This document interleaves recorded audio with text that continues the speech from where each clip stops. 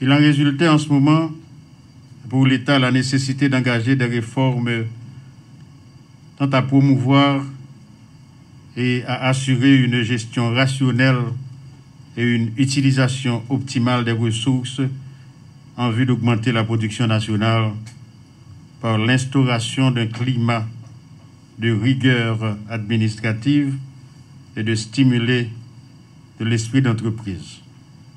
Et pour cela, il a été convenu d'alléger les charges financières insupportables au Trésor public et aux contribuables et en même temps dégager et d'allouer des ressources aux collectivités territoriales.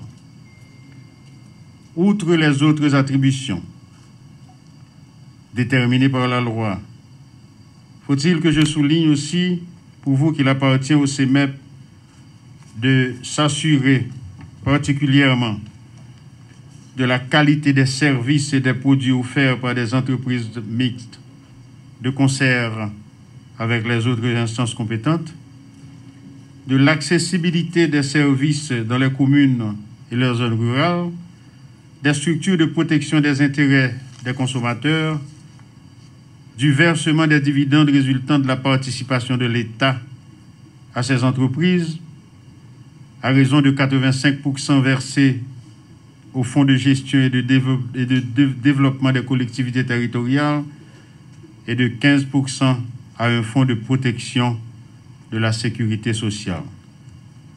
Ainsi, la modernisation des entreprises publiques devenait partie intégrante du programme global des réformes visant à moderniser l'État, à promouvoir une allocation optimale des ressources dans l'économie, à favoriser l'esprit d'entreprise, à stimuler la production et la croissance économique durable. Ce qui est encore aujourd'hui d'actualité, et c'est un impératif pour l'État. Qu'en est-il donc après 24 ans de création du CEMEP? Mesdames, Messieurs, à cette question cruciale et incontournable exige de prendre le temps d'un bilan exhaustif. Une question se pose à savoir si le CEMEP a pu s'assurer de l'application de la loi au regard notamment de ses attributions subventionnées. La société est donc quasiment unanime à admettre un échec du CEMEP, à tort ou à raison, pour étayer une telle assertion et d'impact de décisions antérieures.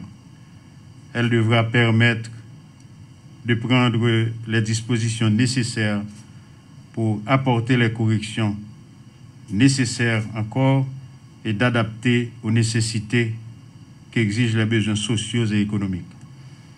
Comme rappelé plus haut, cet exercice est incontournable si nous voulons effectivement parvenir à l'atteinte des objectifs de développement économique et social du pays. Mesdames, Messieurs les membres du CEMEP, chers collègues, le CEMEP, avec ce nouveau conseil et conformément aux priorités du président de la République et aux grandes lignes de politique de mon gouvernement, dont l'un des axes est la reprise économique, se doit de remplir sa mission selon les prescriptions de la loi du 26 septembre 1996. Nous devons être capables d'assumer les attributions que la loi nous confère et de garantir l'atteinte des objectifs pour lesquels le CEMEP a été institué en tant qu'outil de mise en œuvre d'une politique. Je ne fais donc qu'effleurer la situation de l'organisme et les responsabilités importantes qui sont les nôtres aujourd'hui. Il va falloir nous dépasser et accepter les sacrifices que requiert notre fonction de membre du Conseil de modernisation des entreprises publiques. Mettons-nous à la tâche, soyons dignes et méritants, relevons ensemble et courageusement les défis qui sont les nôtres dans le cadre du CEMEP. La République d'Haïti attend beaucoup de vous. Je vous souhaite du succès et du courage. Bon travail.